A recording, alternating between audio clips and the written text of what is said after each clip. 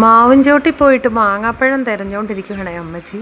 കുറച്ച് മാങ്ങാപ്പഴമൊക്കെ കിട്ടിയിട്ടുണ്ട്. അതൊന്ന് കറി വെക്കാനായിട്ട് കൊണ്ടുവന്നു. ആകെ 6 മാങ്ങാപ്പഴം കിട്ടിയതിൽ ഒരെണ്ണം എടുത്തുകൊണ്ട് പോയി പാറക്കുട്ടിയും കഴിച്ചു. നല്ല ടേസ്റ്റുള്ള മാങ്ങാപ്പഴമാണെന്നാണ് അവൾ പറഞ്ഞത്. നല്ല മണവും. അങ്ങനെ ഇനി ബാക്കിയുള്ളതിനെ കറി വെക്കാൻ പോവാണ്. അപ്പോൾ ഇതുപോലെ തൊലിയൊക്കെ കളഞ്ഞ് ഇതുപോലെ ആക്കിയിട്ട് മാങ്ങാപ്പഴത്തിനെ വേവിക്കാനായിട്ട് വെക്കുവാണ്. ആവശ്യത്തിന് വെള്ളവും ഉപ്പും കറിവേപ്പിലയും കൂടി ഇട്ട് വേവിക്കാൻ വെച്ച് കഴിയും. മാങ്ങാപ്പഴമൊക്കെ വെന്ത് വരാറാകുമ്പത്തിന് അരപ്പ് ചേർക്കണം. അതിനായിട്ട് തേങ്ങയും നല്ല ജീരകവും പിന്നെ പച്ചമുളകും ഉള്ളിയും കൂടി ഒന്ന് അരച്ചെടുത്തു, മഞ്ഞളും ചേർത്ത്.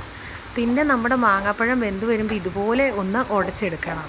അതിന് ശേഷം നമുക്ക് അതിനകത്തേക്ക് അരപ്പ് ചേർത്തിട്ട് ഒന്നുകൂടെ വേവിക്കണം. കുറച്ച് ശർക്കരയും കൂടെ ചേർത്ത് കൊടുക്കുന്നുണ്ട്. നമുക്ക് കിട്ടിയ മാങ്ങാപ്പഴത്തിന് ഒരു ഇച്ചിരി മധുരം കുറവായിരുന്നു. മാങ്ങാപ്പഴമൊക്കെ വെന്ത് കഴിയുമ്പോഴത്തേനും നമുക്കിതുപോലെ കടുക് പൊട്ടിച്ച് ചേർക്കണം. എണ്ണയും ഒഴിച്ചിട്ട് അതിനകത്തേക്ക് കടുകിട്ട് വറ്റൽമുളകും ഉള്ളിയും കറിവേപ്പിലയും കൂടി ഇട്ടിട്ട് നന്നായിട്ട് വഴണ്ടി വരുമ്പോൾ കടുക് നമുക്ക് ഇതിനകത്ത് പൊട്ടിച്ച് ചേർക്കാം. അതിനുശേഷം നമ്മുടെ മാങ്ങാപ്പഴം ഒന്ന് ഇളക്കി വെച്ചാൽ മാങ്ങാപ്പഴം കറി റെഡി ആയിട്ടുണ്ട്. ഇനി ചോറെടുത്തു, മാങ്ങാപ്പഴം കറി എടുത്തു, മുട്ട പൊരിച്ചതുണ്ടായിരുന്നു അതും എടുത്ത് കുറച്ച് അച്ചാറും കൂടെ കൂട്ടി ഞങ്ങൾ ചോറൊക്കെ ഉണ്ട് കേട്ടോ.